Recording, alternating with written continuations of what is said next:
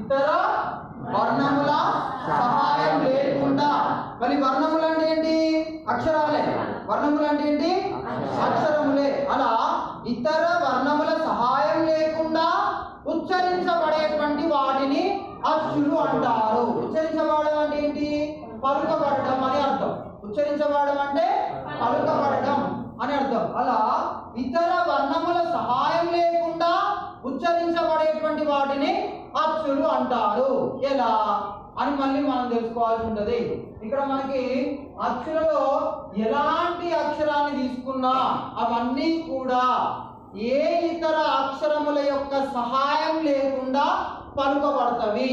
కాబట్టి వాటిని ఇతర వర్ణముల సహాయం లేకుండా పలుకబడేటువంటి అక్షరాలు అంటారు. అర్థమైందా?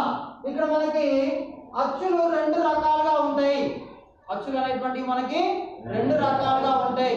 అయితే మనకి అచ్చులు రెండు రకాలలో ఒకటేమో హ్రాస్వ అక్షరాలు. ఏ అక్షరాలు?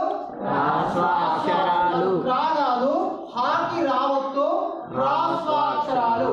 ఒకటి హ్రాస్వ అక్షరాలు, రెండవది దీర్ఘ అక్షరాలు. హ్రాస్వ అక్షరాలు, దీర్ఘ అక్షరాలు. అయితే మళ్ళీ మనకి ఇక్కడ హ్రాస్వ అక్షరాలు అంటే ఏంటి అని అంటే ఏకమాత్రా కాలంలో ఉచ్చరించబడేటువంటి వాటిని హ్రాస్వ అక్షరాలు అంటారు.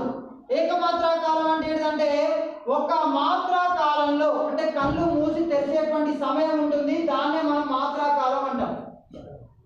Fourth grade tenth sir. ఇప్పుడు మేడం తీసుకున్నాను.